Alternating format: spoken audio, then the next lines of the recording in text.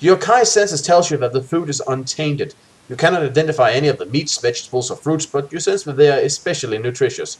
Do you wish to eat some of it? Yeah. Chow down, I say. Chow down. Your food has a taste and the food has a taste and texture completely unlike anything you have tried before. Yet it is delicious, and after having eaten, you feel thoroughly refreshed and fortified. You regain 3 endurance points. Hold on. C plus 3. Okay. Also, you may keep some of these strange fruits, and when you decide to eat it, you gain plus 3 endurance points. Okay. Hold on, let me see. Now it is all about the items and what we're carrying, and hold on, let me see, we have 8 out of 8 items. Hold on. The whole fire sphere thing before, it took 2 spaces, right? It was under equipment. It wasn't in equipment. Wait, it was equipment, by which I mean, you mean backpack, right? Backpack. Yeah, because equipment would be more like the helm or the shield. But in any case, no, it didn't take up 2 spaces. Everything you have take up 1 space. Okay, but then I just need to figure out how many spaces we have to have this food in. And with the... Yeah, I can never really... After we got that hunting skill where we always get our meat from nature, and the 2 meals we still have left, I think we can add yeah. How many meals do we have possible with these fruits? 1. Okay, 1. Okay, 1. Okay, that would be, and then that would be... Okay, nutritious fruit, I'm just writing. Restores 3 endurance points. Hold on.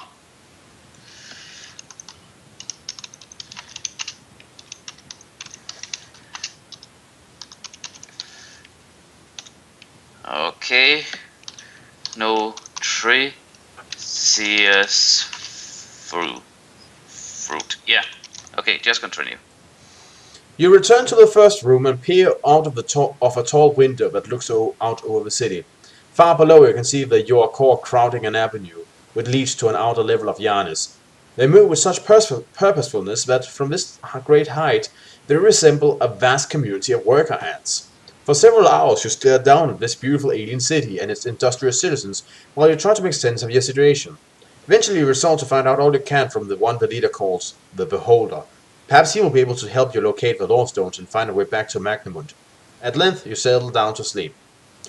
A strong hand on your shoulder shakes you roughly from your sleep. The Beholder requests your company, says the Yorkor leader, stepping back and motioning you to rise. You must come with me.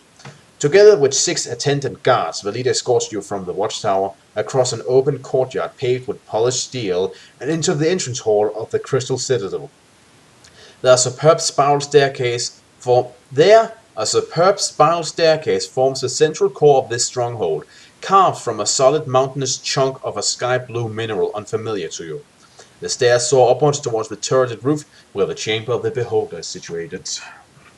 I'm just going to take a drink here. This might sound really corny, but this place is precious. It is awesome in every aspect. The guards are efficient, their society seems fine, and their structures, yeah. And they have dragons. With ease, the Yorkor ascend and you struggle to keep pace. You count over 300 steps before the staircase opens onto a silent hallway where a massive door of solid ebony inlaid with gold fills an entire wall. A bell is rung, and while you catch your breath and wait for the massive door to open, you speculate on who the Beholder could be. You imagine him as a Yorkor warrior king, tall and strong, with wisdom and intelligence beyond mortal reckoning. With this image in mind, you feel optimistic that he will aid your quest. However, when the black door finally swings open, your hopes are dashed. The sight of him shocks you to the core. Oh no, do not tell me that. No. Yes, I think it is. No. Shut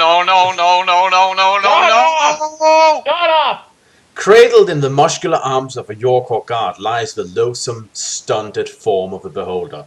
His withered, corpse-green body is no bigger than a human child, Yet his bulbous head is enormous by comparison, far larger even than that of the giant who is holding him. It wobbles and sways repulsively when it turns to focus his eyes on you. Like polished gemstones, these two blank orbs glint in the flickering light of the chamber, their cold sharpness revealing the intelligent being that lies imprisoned within this crippled shell. And there's a picture. His Okay. head is bigger than the giant who is holding him.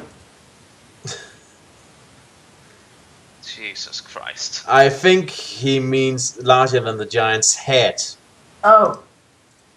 Well, the other thing would look weird. Yeah. Yes, indeed. Behold the beholder! Hmm. Oh my lord, it looks like Who's an alien. beholding us, beholding him. Why am I getting flashbacks to Harry Potter right now? No idea, but it... Yeah, if ever there was a word for alien, this looks like it in a way. Be not afraid of me, human, he says, using a language similar to an A little higher, a little louder, dude. He says, using a language similar to an native tongue, I mean you no harm. My shape may not find favor with those of your species, but here in the Dacian, you must be prepared to disregard appearance if you are to discern the truth. With a languid blink, he dismisses the Yorkor leader and his guards and watches like a doting father as they descend the spiral staircase. So you wish to use divination? Yes. Yeah. You focus your kind skill on the beholder and try to fathom if his intentions are for good or ill. You sense he possesses immense power, both physical and psychic, which radiates from his body like the rays of an invincible sun. You concentrate on his power, but all you can discern is that he's capable of using it to further both good and evil. Well, he said he meant us no harm, and we have seen no proof to the contrary. That is true. Come, let me show you some of the wonders of my realm, says the beholder, as the great black door swings slowly shut. It is so rare that I'm able to entertain a guest. I would deem it an honor if you would accept my invitation. With the only exit from the chamber now sealed off, you have no option but to accept. Yet his politeness makes you feel uneasy. You are his prisoner, yet he speaks to you as if you were free to leave at any time. When did we become a prisoner? Oh. Well, kind of from the whole, you don't have anywhere to go and the door's kind of been locked. Oh. Oh. So it's more like you really don't have a choice, but he makes it sound like, well, you could at any moment go, well, that's fine, dude, but you know, I gotta catch a movie at 11, so see you around. You can't. You walk beside the beholder along a corridor which leads to a vast circular gallery. At its center stands a towering bell-shaped vessel made out of transparent glass-like material and filled with a huge seething ball of fire. Its brilliant light illuminates some strange equipment standing against the wall and cluttering the tables, but little of its heat radiates into the room. You pass on until you come to another gallery, which is floored with shining steel like a giant mirror. The domed roof is lost in the dim shadows, but at its center you notice a tiny disc-shaped portal. The beholder glances at a row of crystals embedded in the wall, and they glow in response to his psychic commands. I am called the Beholder, he says, his thin voice echoing loudly in the emptiness of the dome. I observe all that transpires in the Dacian. I saw your arrival upon the Samin Plateau, and I know from whence you came. So few of your kind survived transference that I abandoned all hope of meeting you. Indeed, had you not met with one of my hunting parties, your bones would now lie bleached upon the sands of that arid plain. It seems that you are, by nature, a survivor. Suddenly a swirling column of light appears, projected from the disc in the center of the dome. It casts a pool of brilliance in the middle of the gallery, and gradually widens until it encompasses the whole room. Come, observe, and perhaps you will learn the nature of your new world, for you will need to adapt if you are to survive here, for the rest of your life. The swirling Well, fuck. The swirling lights draws into focus upon the mirrored floor, and you find yourself surrounded by a spectacular cosmic image. At the center spins a shadow, as dark as deep space, populated with suns and stars and the myriad planets that revolve about them. This microscopic universe is in turn surrounded by a ring of total darkness, and beyond that radiates four beams of different colors, like the spokes of a gigantic wheel. Between these beams are many areas of light and shade, some running parallel and some in isolation, but all of them connected by a pale shimmering mist. What you see before you is a tableau of our worlds, a light painting that depicts the universe of Aeon and the Dacian plane, says the beholder, as the servants carries him to the center of the floor. Here, among the suns and stars of Aeon, is the planet you know as Magnamund, and beyond it lies the Shadow Gate through which you fell into the Dacian. Slowly, the Yoakor moves towards you, bearing his master with care as he continues his monologue proudly. And here, balanced between the elemental strongholds of fire and water, lies the Abaxial of Xenos. This is my realm. I have chosen to live here, to shape it as I wish, and to populate it with beings who embody my ideals. And there's a picture.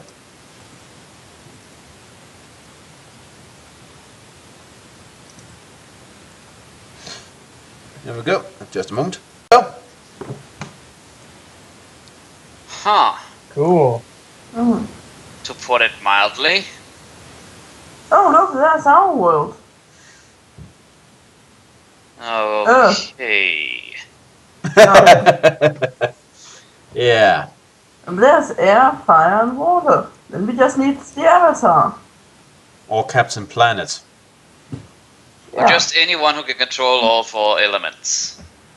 Coldly, the beholder stares into your eyes, and you feel your body stiffen as he probes deep into your mind. Do you wish to use side screen? Yes. You could at least ask first. Yeah.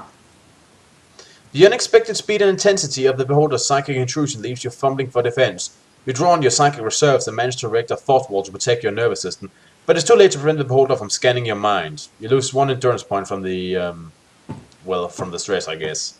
Exhaustion or what it is. Then, with a blink of his eyes, he ceases his psychic probing, and a smile spreads slowly across his withered grey face. I perceive much in your character that pleases me, human. You possess inner strength, honor, and a fiery courage uncommon among the mortals of Aeon. Were it not for these traits, I would have no hesitation in ridding myself of you, for I will not tolerate the weak and untrustworthy in my realm. He pauses for a moment and gazes fixedly at the shade swirling near the center of the room. I have looked into your mind, and the reasons why you are here in the Dacian are now known to me.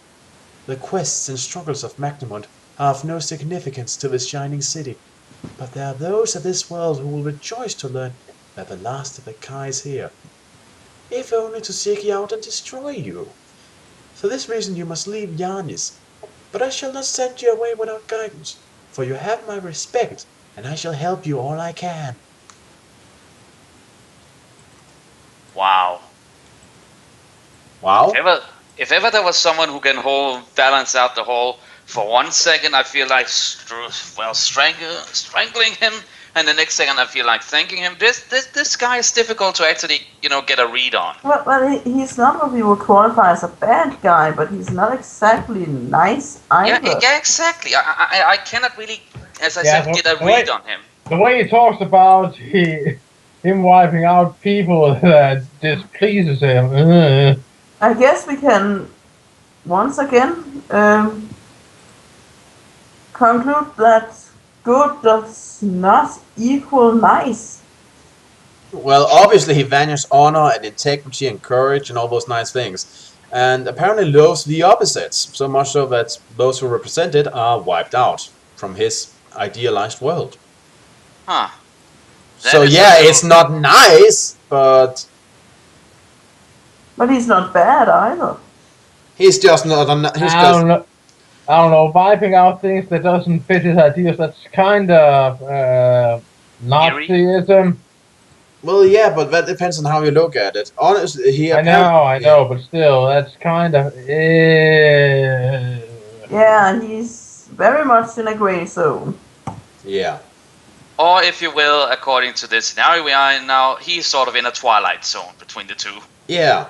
So he's very much a morally grey character, I would say, at least from what we've known so far. And you can argue both back and forth.